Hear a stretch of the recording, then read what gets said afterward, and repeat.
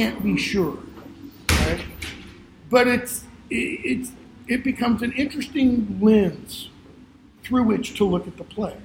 If we see Prospero as Shakespeare, okay? And I'm not suggesting that you have to, okay? Little bit of background in terms of the themes that I was talking about. Think of the characters of the play. As Shakespeare often does, you've got not literal twins, but you've got kind of twinning going on. So you have sets of brothers. As you like it, you've got two sets of brothers. Here you got two sets of brothers. You got a literal set of twins or sets of twins in Comedy of Errors. So you have, our major character, Prospero, his brother, Antonio.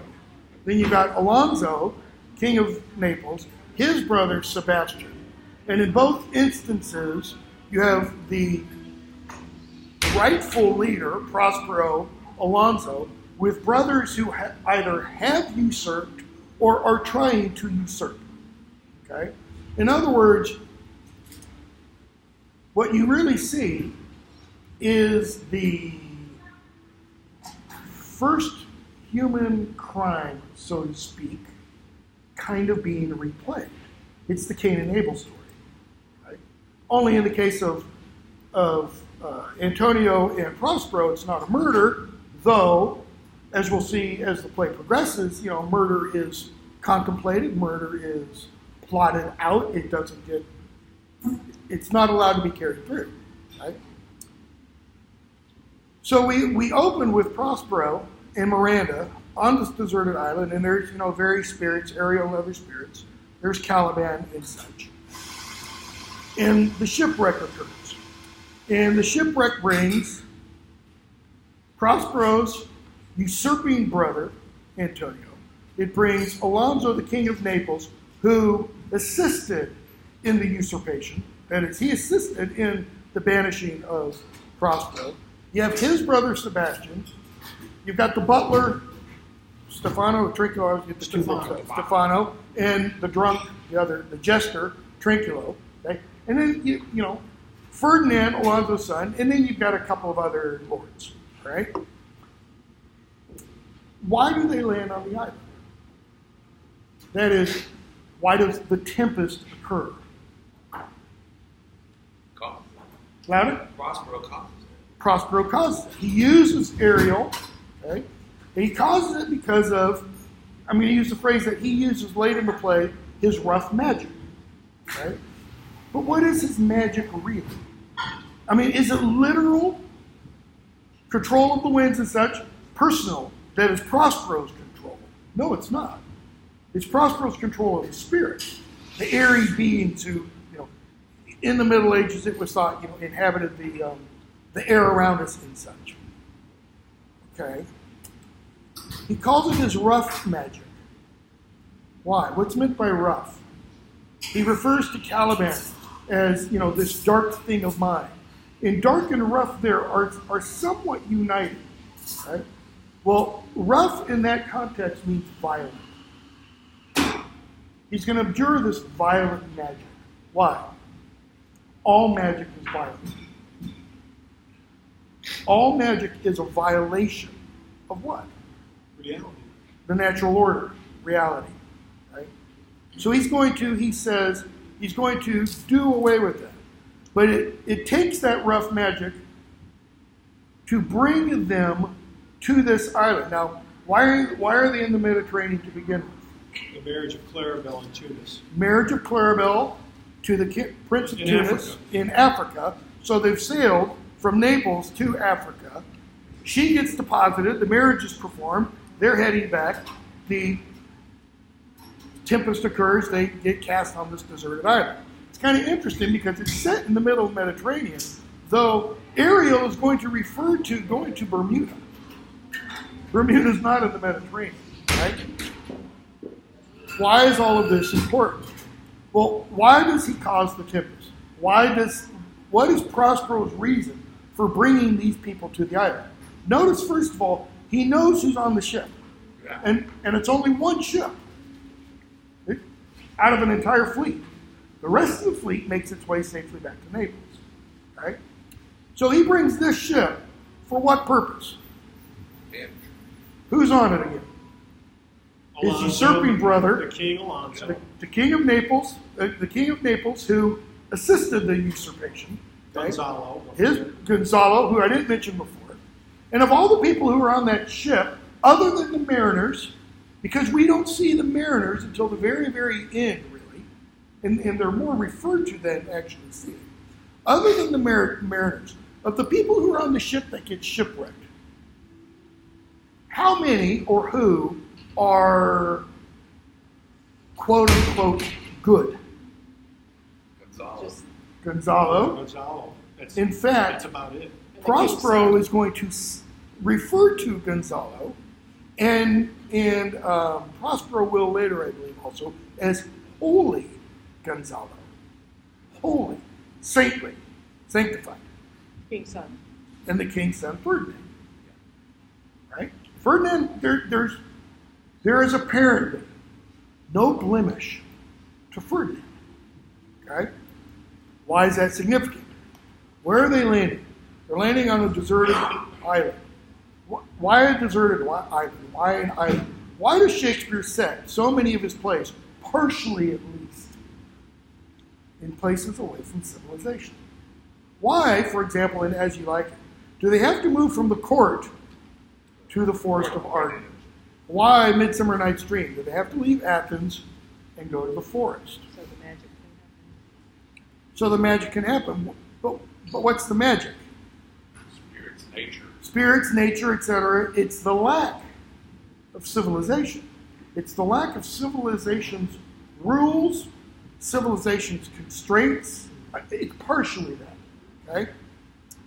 So they land on the island. They don't know that anybody's there. When they land, they're divided by Ariel into three groups. So we have Alonso, Gonzalo, Sebastian, and Antonio. That's one group. They're off by themselves. We have another group of just Ferdinand. He's by himself. We have another group of Trinculo and Stefano. They're by themselves. The mariners, the seamen who sail the ship, they're all locked up in the holds of the ship. We're told later on. The ship is safe and in harbor. They're sound asleep. It's almost like they're experiencing, a Midsummer Night's Dream, as it were.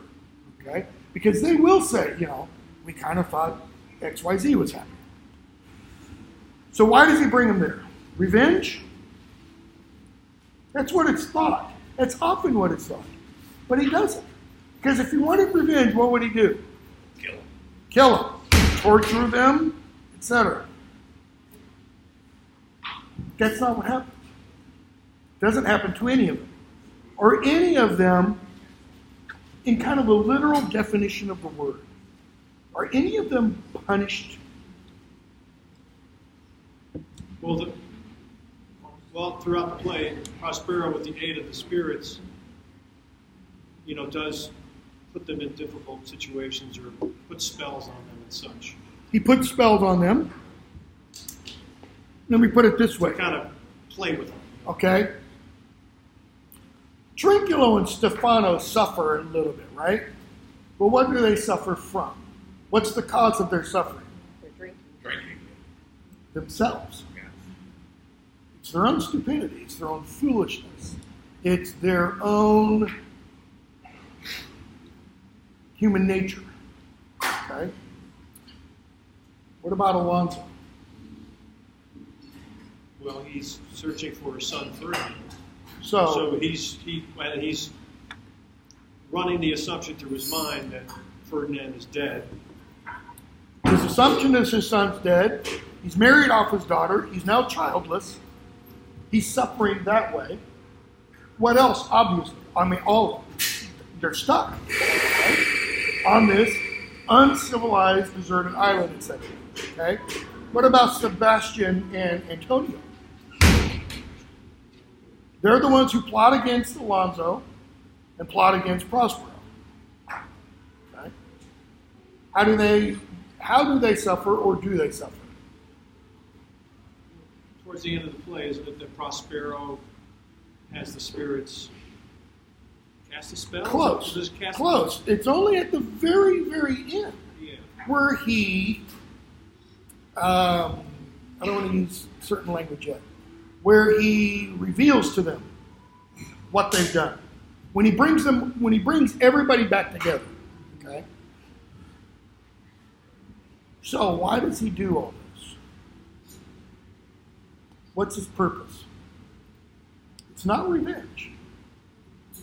It's the opposite of revenge. Teachable moment. It's reconciliation. It's redemption. Okay? How do we know it's reconciliation and or redemption? What's Caliban? Slave. He's a slave? Is he literally a slave? Is he in chains? He's not literally in chains. Does he have a measure of freedom? Yeah, he does. Okay. What else is he? He's the son of Sycorax, who was a witch, who ruled the island, who's no longer there. Right? He believes it's his island. He believes it's his island. Why? Because she ruled, she died, primogeniture. He should be ruled. He should be the ruler. Okay? What about Ariel and the other spirits? Because they seem to be local spirits. That is, they seem to be inhabitants of the island. Well, Sycorax enchained them, so to speak, in rocks and trees and such. Prospero frees them. Okay? But he ties them to himself somehow. Right. Prospero binds them so that they can't leave. They are bound to them. But why does he, at the end of the play, when he grants everybody else their freedom, okay, he reunites Alonso with his son. His daughter's been married to Ferdinand, so now Alonso not only has a son, he has a daughter-in-law. Okay? Trinculo and Stefano are going to be given their freedom. Okay? But he says, this dark thing of mine, this dark thing I acknowledge mine. He's talking about Caliban. Okay, Caliban is not his, not literal. He doesn't mean my possession. What does he mean? My responsibility. Okay? In Caliban, when Prospero tells Caliban to go prepare a place for Stefano and Trinculo, make it nice, get the place not only for them, but for all the others too, because they're going to have a party. It's going to be the wedding party, etc., for Ferdinand and Miranda. I'll get his name in a second. Caliban says he will, and he says, I will hereafter seek for grace and more wisdom too. Right? Now, he uses that word grace. Prospero uses words like unregenerate and redemption. This play, like many of Shakespeare's plays, is wrestling with, if not literal Catholic Protestant contentious ideas, it's at least wrestling with religious themes. One of those is the depravity of the human individual. All right? Caliban can be seen, I'm not saying he has to be seen, Caliban can be seen as an exemplar of kind of the Calvinistic idea of total depravity. Right? Of human nature left on its own without grace, without God. This is what they do. Right? What is one of the reasons why Caliban is under Prospero's control? What did he attempt to do? He attempted to rape. He tried to rape his daughter. That's a pretty good reason for putting the guy in the stocks, essentially. Okay? But then we hear Caliban say, I will hereafter seek for grace. Well, if you're a good Calvinist, I used to be a good Calvinist, I'm not, I'm a fallen Calvinist. If you're a good Calvinist, you can't seek for grace. God either gives it to you or he doesn't. If you're a good Catholic, you can seek for grace. How? Confession.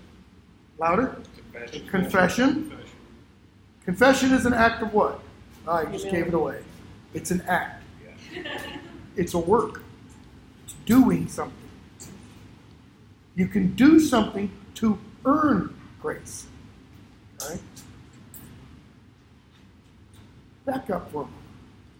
So when Prospero gets to the island, it seems empty other than Caliban. Till he discovers the imprisoned spirits. He releases the spirits, he puts them under his control. And does he start from that moment, which is 15 years previous to the opening of the play? Does he start from that moment weaving this plot? No, he doesn't. Yeah. How do we know? Because they haven't left Naples yet for the marriage. He only starts once he receives word from the spirits that they're in the air, right? Or on the sea.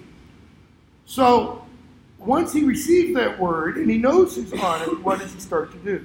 He starts to set in motion what? A plan for redemption.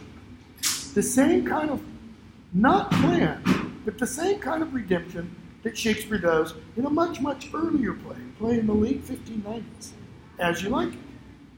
Anybody familiar with As You Like It? Okay. Orlando goes off to the woods, goes off to Arden. Rosalind follows him, and kind of to leave the court because the king doesn't like her. Okay? And what do we see happen? The current duke, who is a sorry piece of work, he goes off to follow, to get his daughter back, etc. And what happens in the course of being in Arden? He meets an old monk and is converted, literally converted, so that he says at the end, when he meets his deposed brother, the rightful king, whose position he usurped, he says, I will stay here.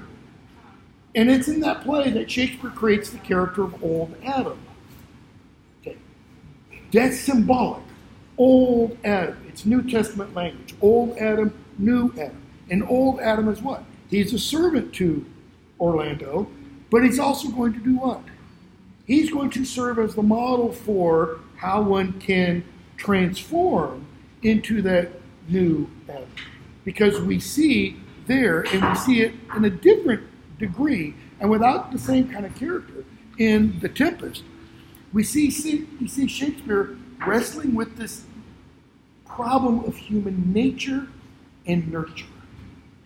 See, Caliban, before Prospero arrives, is surrounded by what? Spirits? Well, no, he's not actually. Not literally. Because what's happened to them? They've been imprisoned.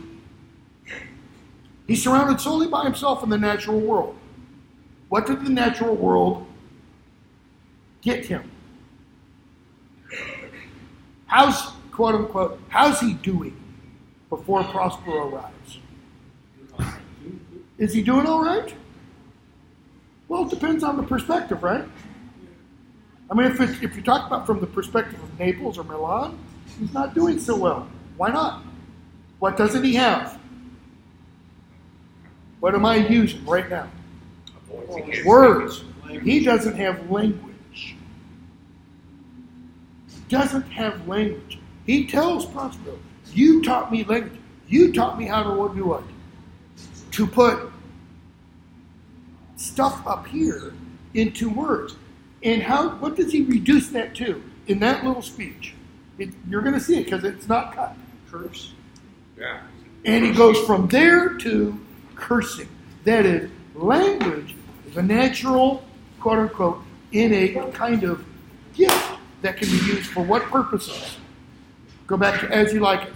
What does Orlando do in the forest? He nails up really bad poetry.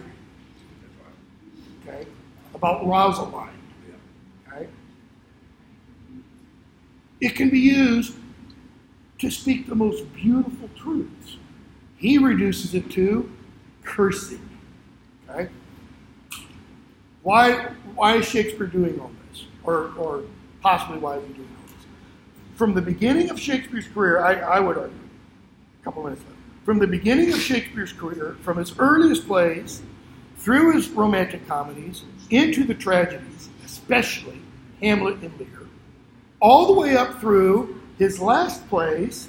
If you saw the plays last year? 2 years ago, Winter's Tale. Julius Caesar, last year. Winter's Tale, 2 years ago. I get them all mixed up.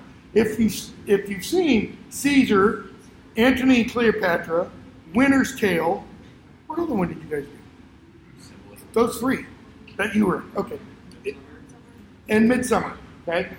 If you've seen those, which start to get towards, Midsummer Night's Dream, 1598, Winter's Tale, 1610, 1611, Julius Caesar, also pretty late. Antony, think about Julius Caesar earlier. Antony Cleopatra is later. Okay,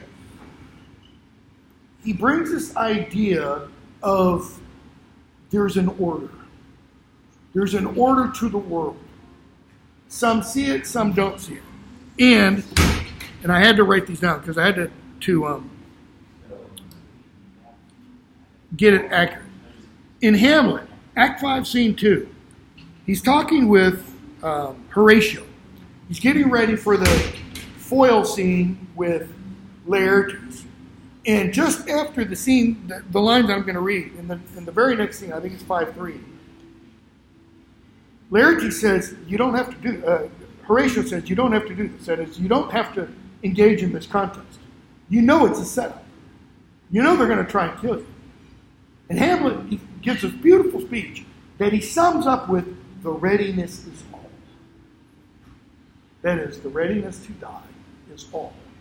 If it's not now, it'll be later. If it's not later, it'll be now. We have to be ready every moment to die. And we're even going to hear Prospero. At the end of this, they're going to say we're going to go back to Italy, etc., etc. And Prospero, they're going to say, and you can think, etc. And he says, every other thought will be death. Every third. Every third thought will be death. Okay?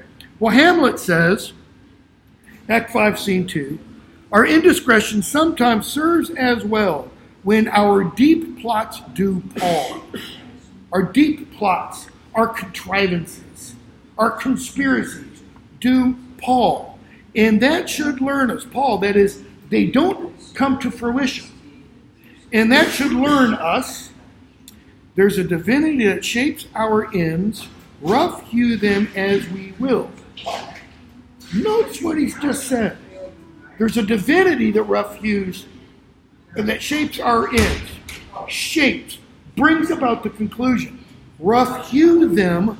Look at this table. I'm a woodworker. I love this table. Why? Because you have this part of the table, it's beautifully planed. And then you have the natural live edge. This is the rough hewing.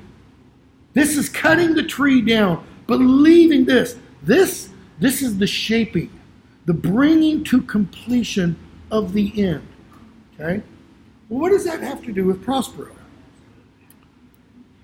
When Prospero brings everybody else to the island, what are they not doing properly? Any of them. Maybe even Ferdinand. They're not seeing properly. How do we know? What is Sebastian plotting against his brother? Murder. Murder. That's not seeing properly. If you see properly, you don't want to murder your brother. That's bad sight. Okay? So, he talks out the play about his art. What is his art? His rough magic. It's to force them to see. Or to enable them to see. It's to remove the blinders they have on. So that in that beautiful, beautiful scene, when Shakespeare brings them all back together and he speaks to his brother, he calls him unrepentant. And he says, I can barely even get the words out of the mouth because I want to choke on the vomit from what you've done. But what does he go on to do? I forgive you. And in forgiving him, what's he doing? He's releasing him. Are we told at that point that Antonio falls down on his knees, throws his arm around his brother's knees in an act of both submission and contrition and says, I'm sorry, forgive me? No, we're not told that. But Shakespeare is doing what? He's showing us what must happen in order for that to even have a possibility. That is, who really needs to forgive? Sometimes it's the victim. Antonio needs to ask forgiveness. But he doesn't. But Prospero offers it first. Okay? What else? He forces them to see what? To see themselves. Hamlet, it's got the great player scene where Hamlet talks about what's the purpose of this. If you look at this, you can see your reflection. It's to hold a mirror up to nature. Prospero forces them to see themselves. He forces their conscience upon them. For what purpose? What's the purpose of the conscience? Stop. Turn around. What's the purpose of satire? It's not just to ridicule and tear down. It's to ridicule to cause the other person to change behavior. To turn from what they're doing to do something differently. He wants them to see what they've done and what they've been doing to stop doing it. So even Alonzo, he says, you plotted against me. And Alonzo apologizes. Okay? All right, I don't have time for the rest of the section. Questions? It's 6:35. Yes? Two questions. Sure. John D. I looked up a little bit about this nebulous historic figure. He was supposedly obsessed with trying to commune with angels, and supposedly could have been the influence for Prospero. How much do we have scholarly to connect that, or is people just reaching for two Shakespeare and John? That's a very interesting question. I just reread the introduction to the Tempest because I'm teaching it this semester, but I just reread the introduction in my the textbook edited by David Bevington, who's one of the world-renowned Shakespeare scholars. Bevington doesn't mention Dee at all in the introduction, which I find interesting. Okay, the royal. I can't off the top of my head answer that because I don't know if Dee actually published anything in Shakespeare's lifetime. Dee was alive in the 1590s. I want to say he died in the 1590s.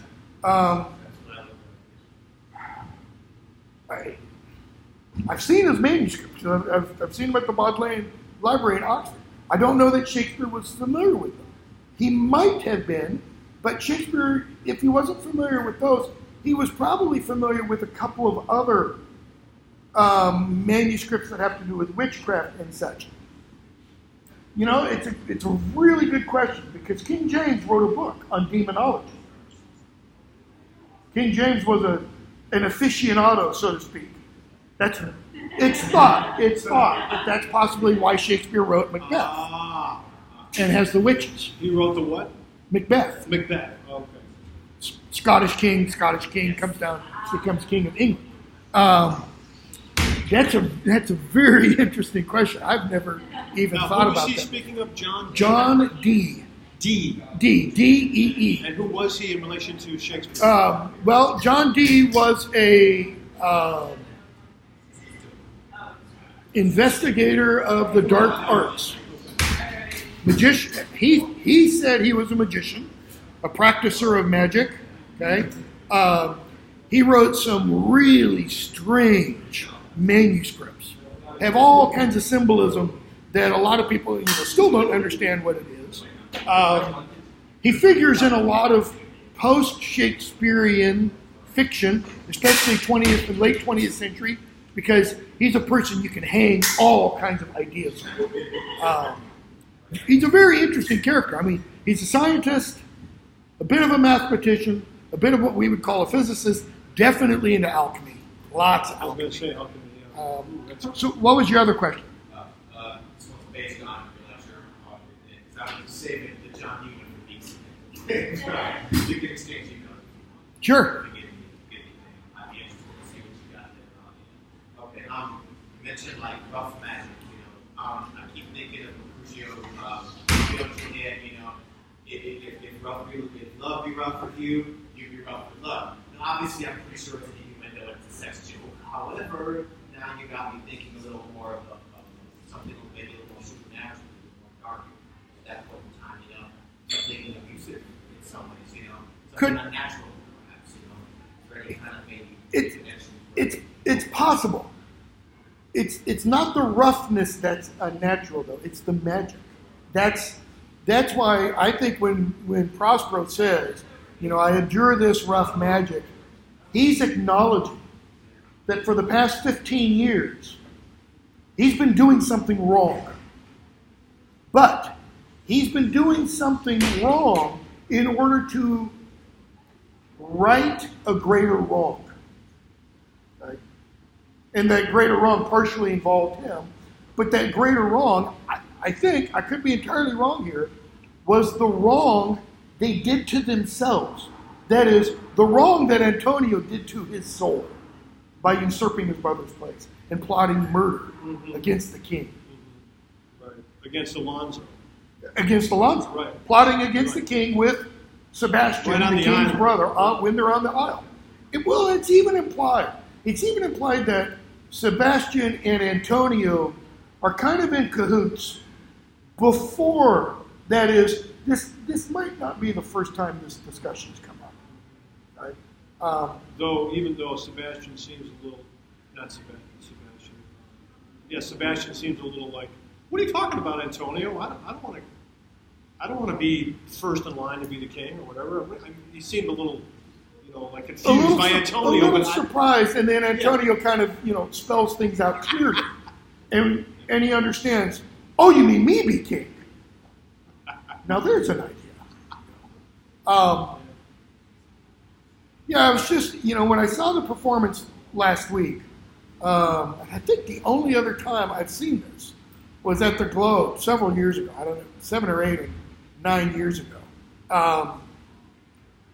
There were just a couple of things that struck me, and I started my Shakespeare course this week, and I just, Shakespeare's one of those authors that he doesn't just, start anew with each play. I think he builds, and he builds, and he builds, and he builds. I had never read Winter's Tale until National Shakes had done Winter's Tale. I'd seen it twice before at the Globe National Theatre in London, and didn't care for it. I saw their production and just fell in love. And then I read the play and taught it, and again, it's ideas from earlier in his history, Shakespeare's history, that he just brings forward. And I didn't even mention, this play is very different from a lot of Shakespeare's others, except for Winter's Tale and Cymbeline. I can't remember the fourth. Not as you like. It's a romance. Tempest, Cymbeline, Winter's Tale, and there's one other. Yeah, they're romances. They're not comedies. Didn't they call this a tragic comedy at one point? It used to be called a tragic comedy because it's got elements of tragedy and it's got elements of comedy. A real tragic comedy, I would argue, is something more like Merchant of Venice. Merchant of Venice, I totally disagree with all the classifications of it as a comedy. Even though there's resolution at the end, it's not resolution for the second major character, Shylock. Yeah, there's the Al Pacino portrayal of him in, I think, 2001. Which is tragic. is super. That is one of the most superb versions of Merchant of Venice there is. I got just two quick. I know you gotta go. Sure. First of all, I just curious about Gonzalo because it seems like Yeah, I didn't even talk about Yeah, Gonzalo. he is the eternal optimist. He's trying to, enliven on King Alonso's temperament towards the possibility of Ferdinand being still alive, and he's just, it's almost, there's almost an edgings of a buffoon. He's so optimistic, it's like almost clownish. So I didn't know what you thought of that character. And the second question is about this production. Just name 2 or 3 things you like about this production. So, let me start with the first. Holy Alonso. Gonzalo. Holy Gonzalo is how he's referred to. When they first land on the island, we hear Sebastian, we hear Antonio bitching and moaning about how horrible it is. And what does Gonzalo point out? He says, look, lusty and green. well, he's not only that, but he says, look at us. Our clothes aren't wet. They went through the water. Our clothes aren't wet. They're not berimed. There's no salt in them. He says, in fact, they're better than they were when we put them on. Now, is it because he's a fool? And if he is, he's a holy fool. I don't think That so. is, he sees things we don't see. Right. I don't think he is either. I think what he's getting at there is, we're not in Kansas anymore. That's an element of the redemption aspect. I didn't talk about this earlier. So he senses that this is this. This could be Eden. This could be redeemed humanity. He goes on to talk about, if he were king of this world, what would it be like? It's Moore's utopia. You wouldn't have class divisions. You wouldn't have poor and rich. It would be perfection, which is why Antonio and Sebastian are the ones shooting it down. Notice, Alonso doesn't say anything. He will a little bit. He'll essentially say, come, stop, Gonzalo. Why? Not because he's thinking, yeah, but I won't have a kingship in this kind of commonwealth. He's thinking, where's my son? His focus is all on, my son is dead, and I gave my daughter away in marriage. One more before I got to use the restroom. But the 2 things you like about the A production. couple things they do really well. Sheesh. that stand out to you, if anything. Oh, there's one scene towards the end. Well, the very opening. Have you seen it? Yes. What they do with the boat. Yes. That's fantastic. Okay? And then there's a scene, when is it? It's towards the end. A lot of people are on stage. Right. And I'm pretty sure it's when Prospero is giving this great speech. And yeah, in fact, you see the 3 groups Right. kind of moving around. Right. I'll think of another one. Quick question. I was just thinking of Sir Thomas More that you told me so on an Calvinist, and from what I recall, Sir Thomas More, or Catholic. Thoroughly Catholic. Dies for his Catholicism because he won't go along with Henry's desire to divorce Catherine of Aragon. And because he won't sign on, he's literally put to death because he's the chancellor at the time. Robert Bolt, The Man for All Seasons. Rent it, might be on YouTube with Robert Shaw as Sir Thomas More and not Richard Burton. No, I know you're not Peter O'Toole. Is it Peter O'Toole? It might be Peter O'Toole as Henry. Or is it Richard I'm Burton? not sure. I can't remember. I've seen the movie, I just can't remember. Yeah, I can't remember. It's been so long. Well, so I can't get out of my head that Prospero is he's almost like a godlike figure. He's almost got While it. he has those magical powers, it's almost as if he's, of course the spirits are doing the work for him, but And what are the powers? Where do they come from? I mean, yes, he works the spirits. It comes from his learning. Why does he get deposed by his brother?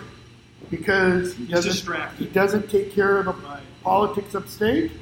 He is all interested in his books. And, I mean, Yeah. Shakespeare's kind of making I think, I could be entirely wrong, that Shakespeare might be suggesting, it's possible to get a little too absorbed in one's educational attainment and not pay attention to the world around you. And which is interesting. If we do take Prospero as possibly being a cipher for Shakespeare, that could be Shakespeare saying, It's time for me to go back home to Anne. Interesting. Good stuff. Good, I appreciate it. Sure. Where do you teach? MTSU. Oh, great. Yeah, cool. Yep. Good to meet you. I'm Jonathan. Ted Sherman. Yeah, Nice to man. meet you. Ted. Okay, good. Yep. Okay, good luck with your course, too. Thank you. It's a fascinating play. It really Aren't is. they all? But this one is, there's something so